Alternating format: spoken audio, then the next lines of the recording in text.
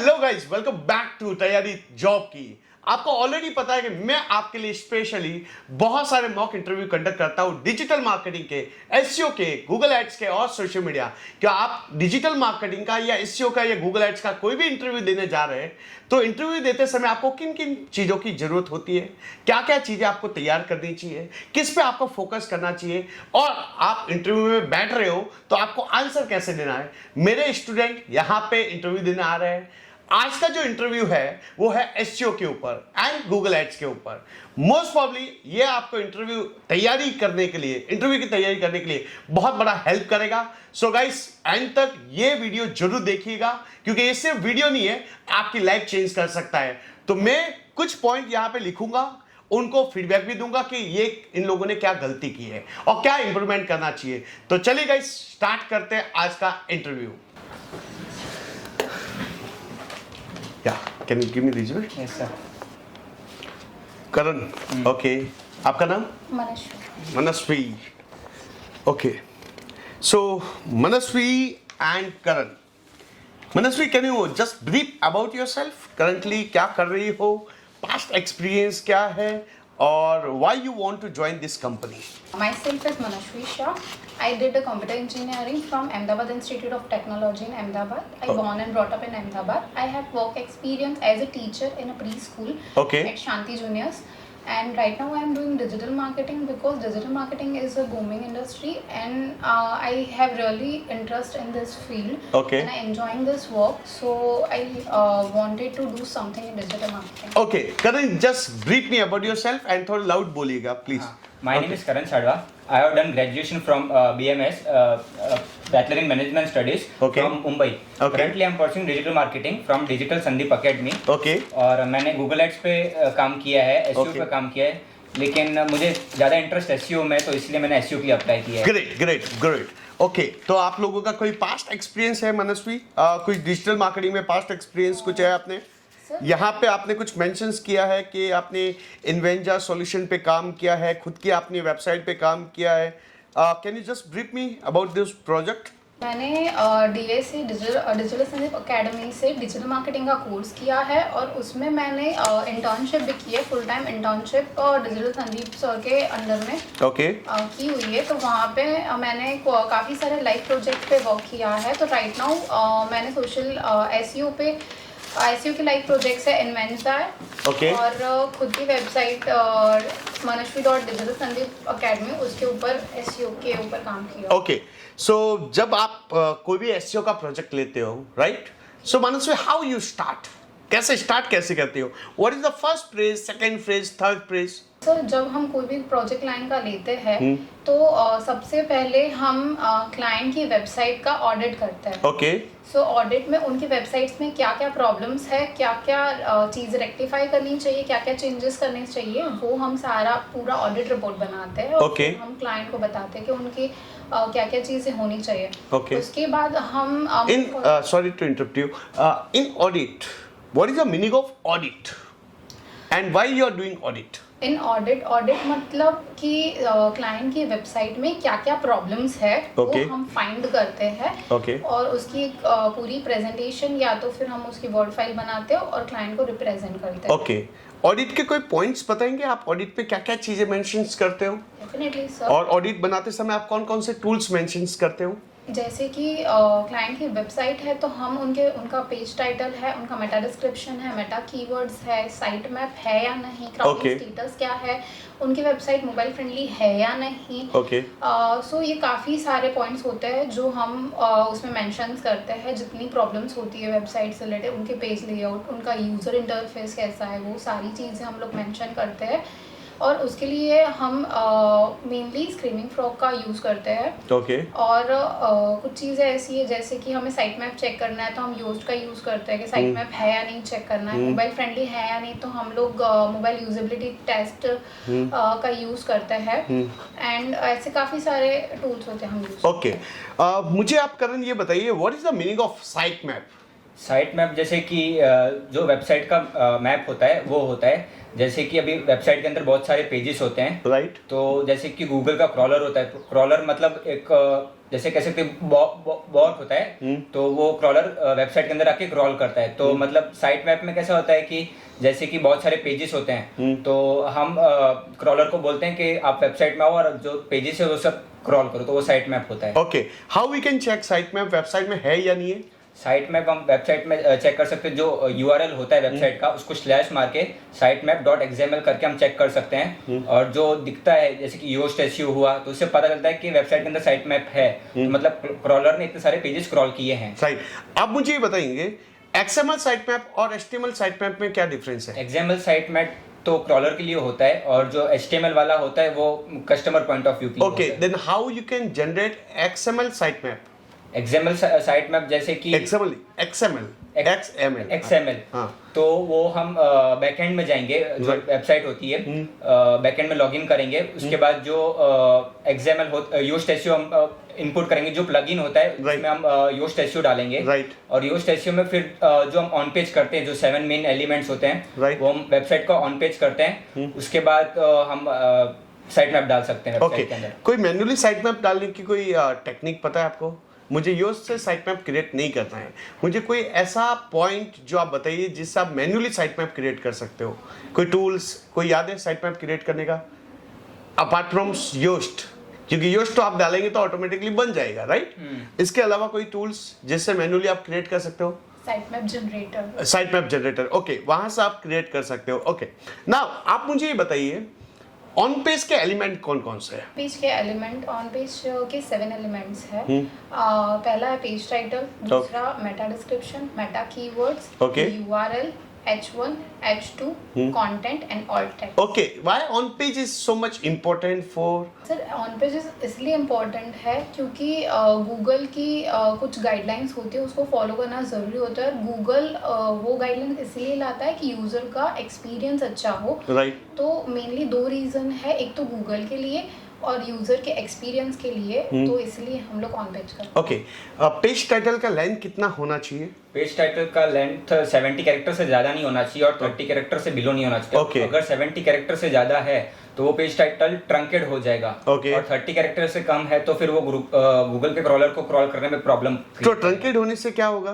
ट्रंकेड होने से जो डिटेल होती है फिर वो डॉट डॉट दिखती है, मतलब वो जो कस्टमर को होती है वो डिटेल पता नहीं चलती है। ओके, तो पेज टाइटल अगर मुझे बनाना है किसी भी पेजेस के लिए, तो किन किन बातों का मुझे ध्यान रखना है व्हेन आई, मतलब जब भी मैं क्रिएट करने जा रहा हूँ?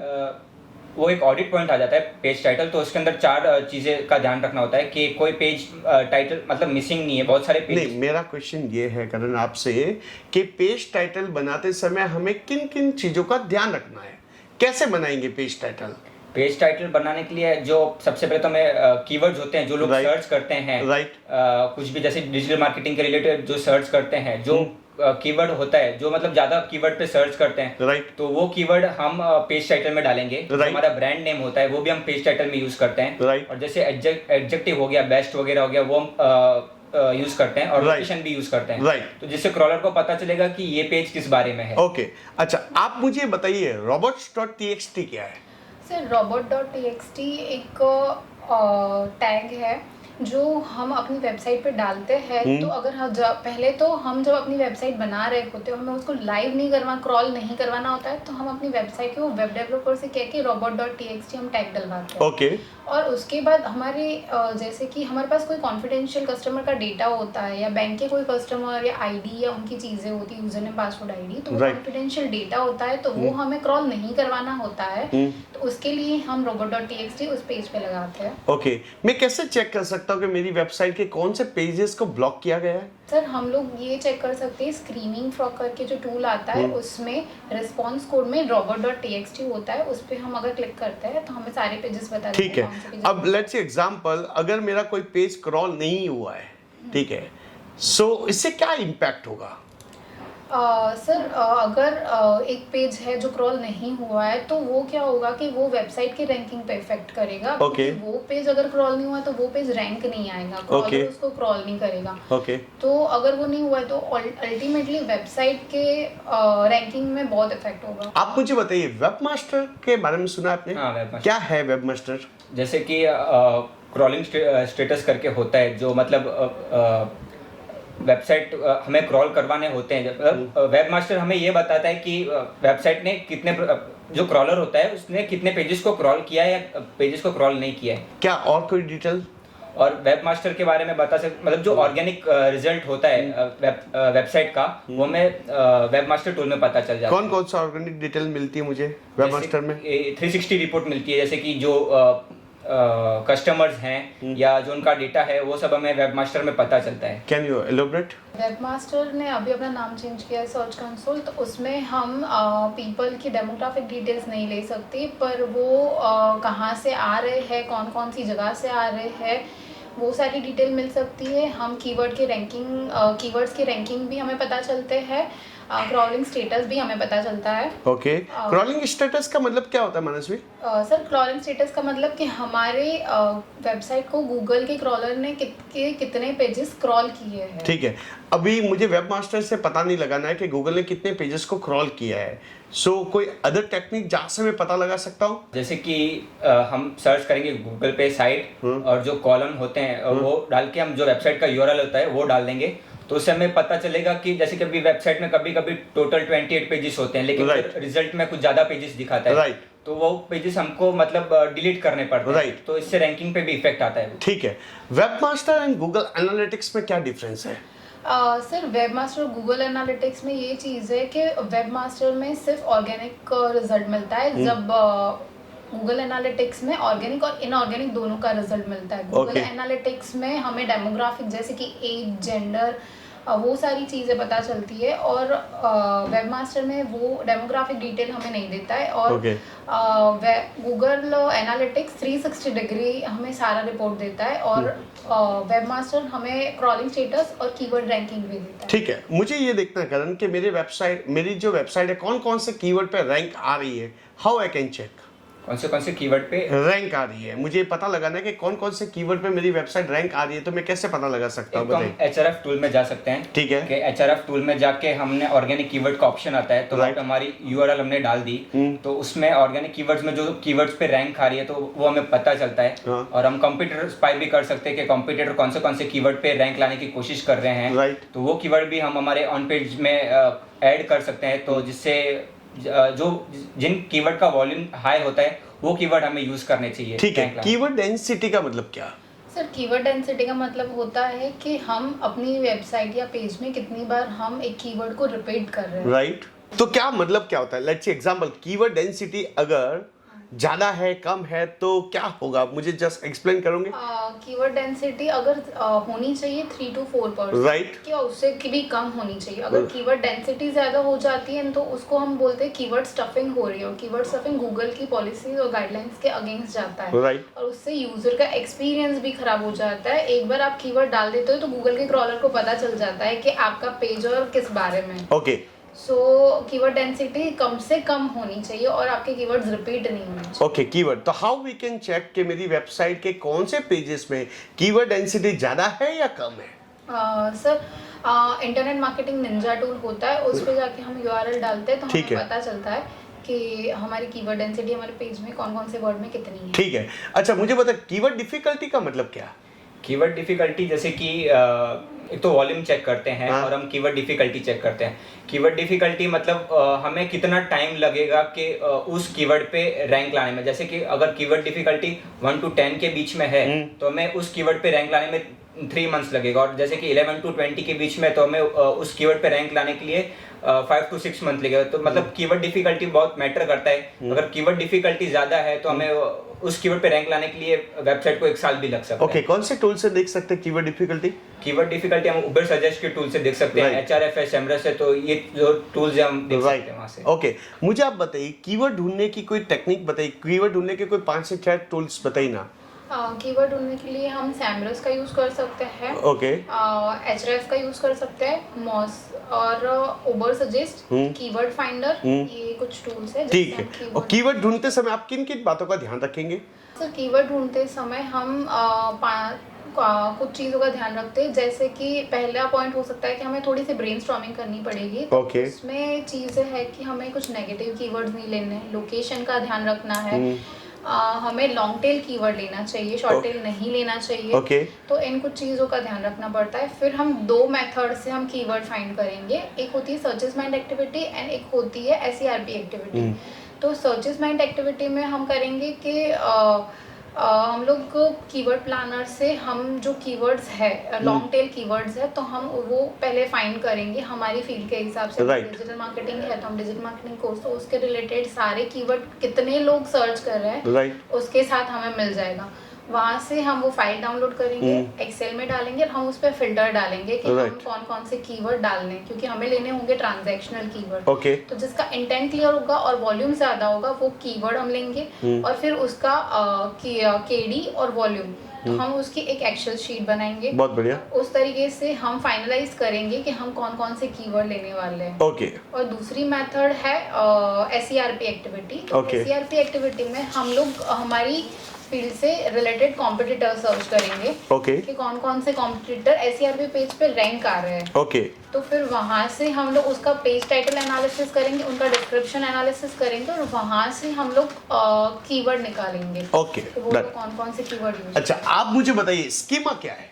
स्कीमा एक मार्कअप लैंग्वेज है। जैसे कि स्कीमा हम बहुत सारी अलग अलग चीज़ों का कर सकते हैं। जैसे कि हम सर्च करते हैं कि अमिताभ बच्चन, तो वो अमिताभ बच्चन की प्रोफाइल हमें साइड में दिखाता है। तो वो गूगल को बताने के लिए होता है कि स्कीमा क्या है। जैसे कि हम पर्सन का कर सकते हैं, ऑर्गेनाइजेशन का कर सकते हैं। अभी जैसे कि डिजिटल संदीप अकेडमी है, जब लोग सर्च करते हैं तो साइड में डिजिटल संदीप अकेडमी की पूरी एड्रेस आती है, लोकेशन आता है, ब्रांड नेम आता है। तो उसके लिए हम स्कीमा यूज करते हैं वेबसाइट के अंदर। अच्छा, आप मुझे ये बताइए H1 जो होता है क्यों इम्पोर्टेंट है? सर H1 इसलिए इम्पोर्टेंट है, उसको बोलते ही है मेन हेडिंग। तो हमने जब कोई टॉपिक लिखा होता है या कोई कंटेंट लिखा होता है तो वो कंटेंट किस बारे में है वो क्रॉलर को बताने के लिए और इवन विजिटर्स को बताने के लिए वो क्या है, किस बारे में, उसके लिए H1 इम्पोर्टेंट। लेंथ कितना होता है H1 का?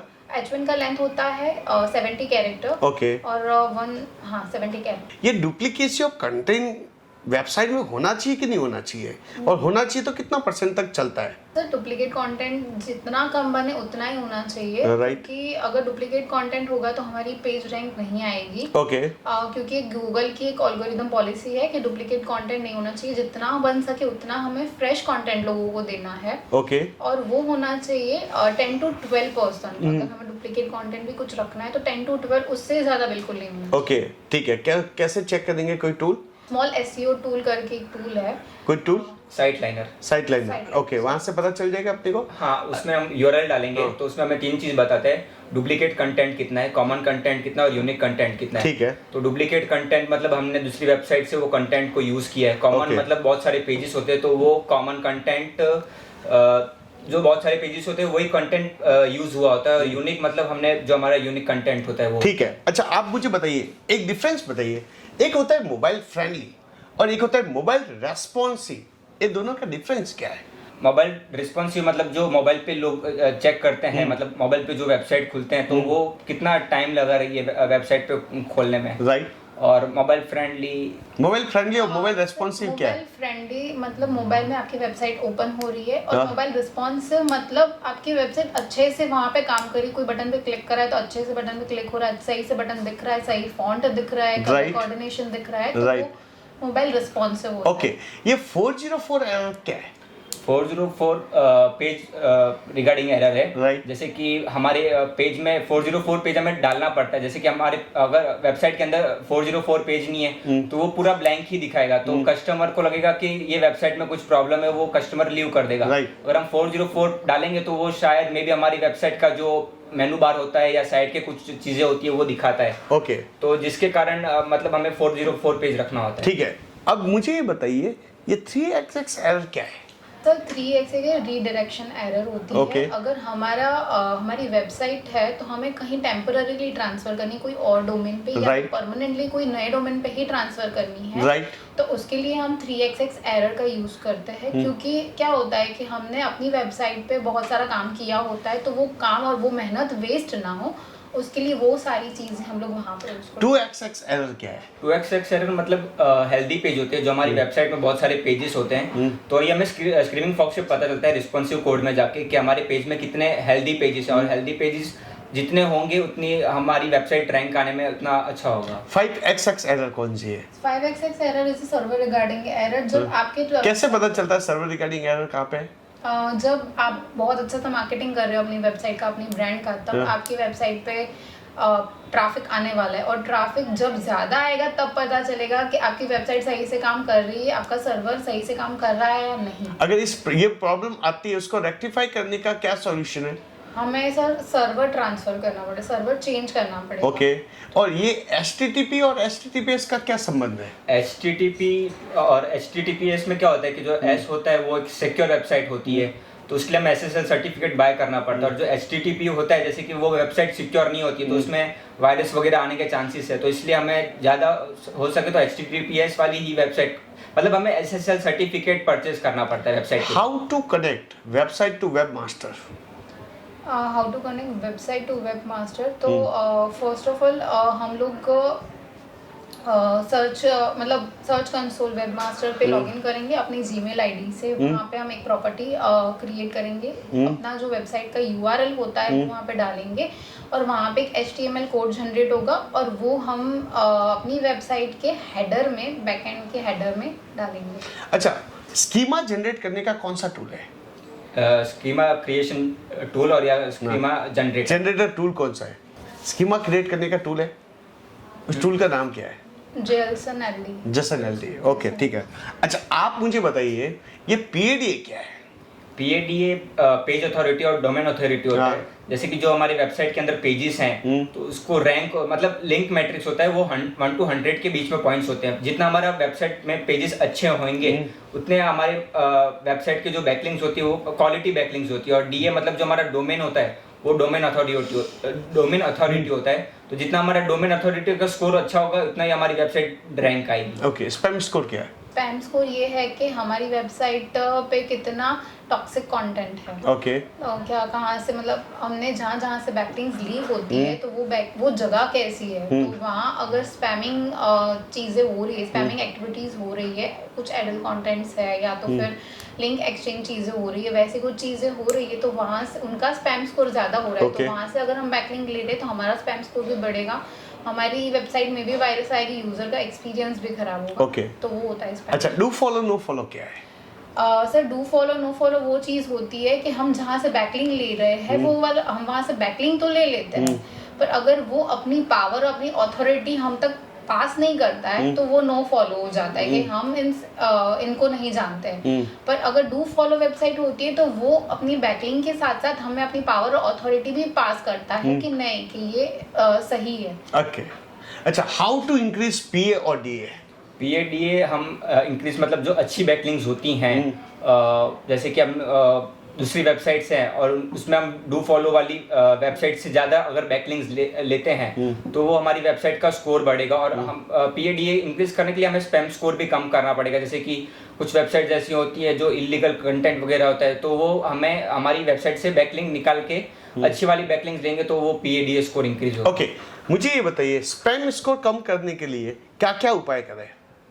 स्पैम स्कोर कम करना है, वेबसाइट में स्पैम स्कोर बहुत ज्यादा है, उसको कम करने के लिए क्या करें? तो स्पैम स्कोर कम करने के लिए पहले तो हम वो वाली वेबसाइट को जहाँ से हमने बैकलिंक्स ली है, जिसका स्पैम स्कोर ज़्यादा, PADA कम है, जो डू फॉलो है, वो सारी चीज़ हम एक बार चेक करेंगे कि कहाँ से बैकलिंक ली गई है। तो हमें पहले तो सही PA और DA 30 के अबोव होना चाहिए, तो वो वाली वेबसाइट्स लेंगे, उसका स्पैम स्कोर भी कम होना चाहिए। तो वो सारी वेबसाइट से पहले हमें बैकलिंक्स लेनी चाहिए, फिर हमें डू फॉलो वाली वेबसाइट्स लेनी चाहिए जिसका अथॉरिटी हमें मिलता है। तो इस तरीके से हम लोग अपने पेज का, हमारी वेबसाइट का भी पावर बढ़ाएंगे और उसका स्पैम स्कोर कम करेंगे। मुझे ये बताओ कि बैकलिंक जनरेट करने के लिए क्या स्ट्रैटेजी फॉलो करेंगे? बैकलिंक जनरेट करने के लिए जैसे कि बैकलिंक हम अलग अलग जगह से बैकलिंक लेते हैं। कौन सी जगह? जैसे कि ब्लॉग कमेंटिंग करके हो गया, या Q&A हो गया, Q&A वेबसाइट्स हो गई, इमेज शेयरिंग वेबसाइट्स हो गई, क्लासीफाइड, जैसे कि क्लासीफाइड्स में हमें हमारे जो डिटेल्स होती है, क्लाइंट की डिटेल्स होती है, वो हमें पोस्ट करके हम वहाँ से बैकलिंक करेंगे, जनरेट करेंगे। मतलब हमें बैकलिंक लिंक मैट्रिक्स देखना होता है, लिंक मैट्रिक्स अच्छा है, और फिर जो हमारी कंट्री है, मतलब जो हम कंट्री में रैंक लाना चाहते हैं वो अच्छा होना चाहिए। और हमें क्लाइंट का अलग से मतलब नैप होता है कि जैसे कि क्लाइंट का अलग से नेम, फ़ोन नंबर, एड्रेस, वो सब चीज़ें हमें क्लाइंट से लेनी पड़ती है कि उनका अलग से सेल फोन नंबर लेना होता है, उनकी ईमेल आईडी क्रिएट करनी होती है। वही हम सब जगह बैकलिंक में यूज़ करेंगे। ठीक। हमिंगबर्ड, नॉलेज ग्राफ, ये क्या है? कुछ आइडियाज क्या होता है गूगल एल्गोरिथम से? सर गूगल एल्गोरिदम गूगल की कुछ पॉलिसीज होती है, गाइडलाइंस होती है जिसको फॉलो करना पड़ता है। ओके। तो उसका होता है कि अगर हमारी वेबसाइट पूरी गूगल की पॉलिसीज फॉलो करती है, एल्गोरिदम फॉलो करती है, तो हमारी वेबसाइट डेफिनेटली रैंक आती है। ठीक है। अब मुझे थोड़ा सा मेरा वेब मास्टर लॉगिन करके बताओ। चलो मेरा वेब मास्टर लॉगिन करके बताओ जस्ट। और किसी पेज को क्रॉल करवाना है तो कैसे करवाओ? पेज को क्रॉल करवाना है, हाँ, मैंने जैसे ब्लॉग लिखा तो कोई क्रॉल करवाना तो कैसे करवाओ? तो हम वेब मास्टर में जाके क्रॉलर को इनवाइट करके वहाँ से क्रॉल करवा सकते हैं। ठीक है। अच्छा, मुझे इसमें बताओ कि मेरी वेबसाइट कौन कौन से कीवर्ड पे रैंक आ रही है। I want to see the keyword. Total clicks. ठीक है ना। अब आप मुझे ये बताइए एक और पॉइंट, किसी भी पेज को क्रॉल करवाना है कैसे करवाऊँ? किसी भी पेज को क्रॉल करवाना है, हाँ, तो कैसे करवाऊँ? यस। अच्छा, एक और बताइए, ब्लॉग लिखना है मुझे, how to find out the topic. Blog लिखना है, how to find out the topic. तो हम लोग एचरेफ में या सैमरस में जाएंगे, वहाँ से हमारी रिलेटेड कॉम्पिटिटर्स ढूंढेंगे और कॉम्पिटिटर्स कौन कौन से टॉपिक्स पे ब्लॉग लिख रहे हैं और उनके कौन से टॉपिक पे ज़्यादा ट्रैफिक आ रहा है वो चेक करेंगे और वो ब्लॉग टॉपिक हम ले सकते हैं। ठीक है, कैसे रिपीट करेंगे? कैसे? मतलब उन्होंने जो टॉपिक्स पे ब्लॉग लिखा होता है, तो वो ब्लॉग पे उनके कितना ट्रैफिक आता है वो हम पहले चेक करेंगे। ठीक है। कौन से टॉपिक पे ज्यादा ट्रैफिक आ रहा है, कौन से टॉपिक पे नहीं आया, तो वो सारे ब्लॉग की एक पहले लिस्ट बनाएंगे। ठीक है। उसमें से हम लेट्स एग्जांपल, कोई वेबसाइट को रैंक लाना है, ठीक है, सो आप कैसे डिसाइड करेंगे कौन कौन से पॉइंट्स होंगे जो सबसे इम्पोर्टेंट है? आप भी लिखिए कि किसी भी वेबसाइट को अगर मुझे रैंक लाना है, ठीक है, तो क्या क्या फैक्टर देखेंगे और कितनी कोटेशन होगी? क्या क्या फैक्टर वेबसाइट में, लेट्स एग्जांपल आपका एसईओ करना है, ठीक है, तो आप क्या क्या करेंगे? वेबसाइट का मतलब वो in short quotation, right, quotation देना है कि वेबसाइट का एसईओ करने के लिए। तो सर पहले हम देखेंगे कि उनका पहला ऑडिट रिपोर्ट बनेगा। अच्छा, लेट्स एक पॉइंट आपको ऐड कर रहा हूँ, आप वेबसाइट के पहले पेजेस का एसईओ करेंगे या ब्लॉग लिखना पसंद करेंगे? वेबसाइट के पहले पेजेस जो ट्रांजैक्शनल पेजेस होते हैं हम उनका एसईओ करेंगे, क्योंकि वही हमें बिजनेस जनरेट करने में। तो आप ब्लॉग क्यों लिखना चाहते हो?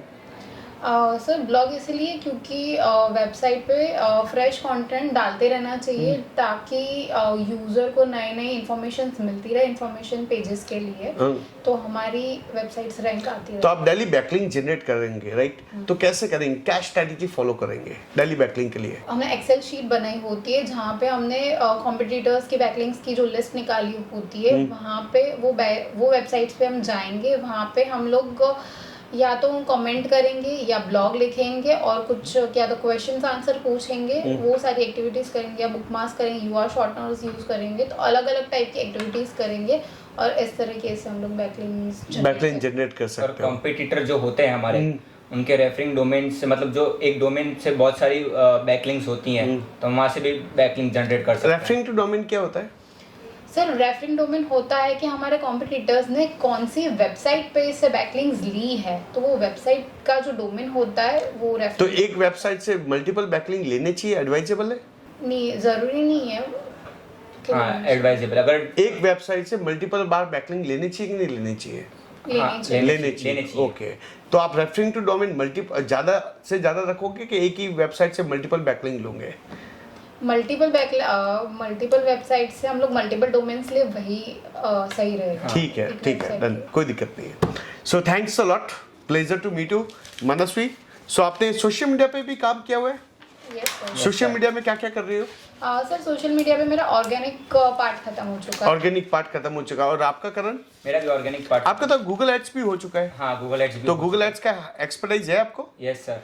किया हुआ काम आपने? गूगल एड्स का काम। ठीक है, अब मुझे थोड़ा बताइए, why you want to join this company? Want to join this company because मैंने इस कंपनी के बारे में रिसर्च किया हुआ है। आपकी कंपनी वेरी रेप्यूटेड ब्रांड है और मैं ऐसी ऑर्गेनाइजेशन के साथ काम करना चाहूँगी जिससे मेरा एक्सपीरियंस भी बढ़े, मैं ग्रो भी हूँ और मुझे मैंने जितना सीखा है वो मैं कुछ सही ऑर्गेनाइजेशन में मैं अप्लाई कर सकूँ।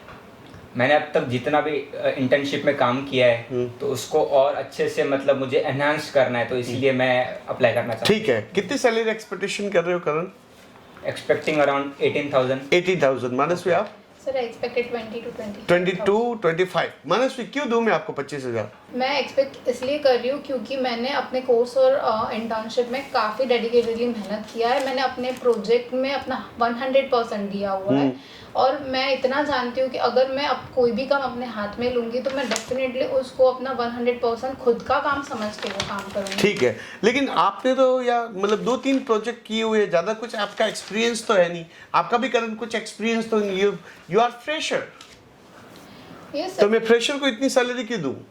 सर, अगर आप चाहते हो तो आप यू कैन कॉन्टेक्ट, हमारा रेफरेंस निकाल सकते हैं, वहाँ पे हमने कैसा कैसा नहीं, मैं वो समझ सकता हूँ। आपने मेंशन किया 2-3 प्रोजेक्ट, आपने भी 2-3 प्रोजेक्ट मेंशन किया है। मेरा क्वेश्चन यहाँ पे ये है कि मैं आपको इतनी सैलरी क्यों दूं?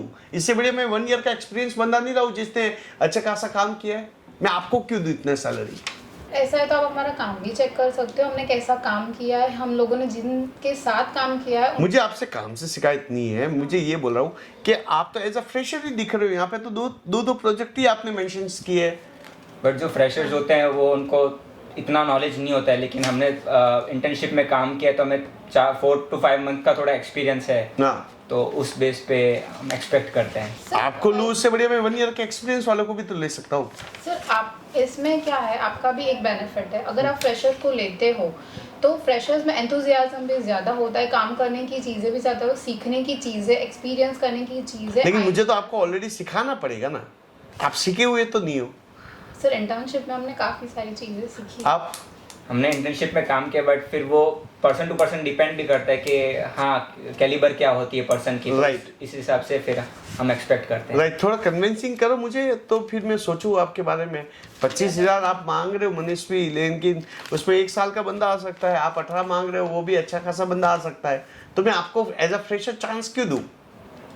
सर, एक लॉस है कि अगर आप एक्सपीरियंस पर्सन लेते हो तो उनको पूरा वे पता होता है कि उनको कैसे कैसे करना है, क्या क्या करना है। पर जब आप फ्रेशर को लेते हो तो उनके पास डिफरेंट न्यू आइडियाज होते हैं, उनका एंथुजियाज्म होता है, उनको काम करने का डेडिकेशन होता है, तो वो अल्टीमेटली आपकी ऑर्गेनाइजेशन के लिए बेनिफिट होने ही वाला है। ठीक है, मुझे ये बताइए आप कि 1 ईयर का बॉन्ड है, क्या आप करने के लिए रेडी हो?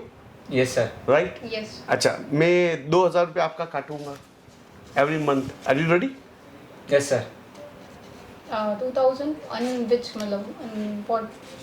मतलब मेरे कंपनी के कुछ लॉज होते हैं, मैं वो आपका काटूंगा, चलेगा आपको? Sir, but before cutting I want to know कि वो क्या क्या चीज़ें कट हो रही है, डिडक्ट हो रही है। ठीक है, ठीक है।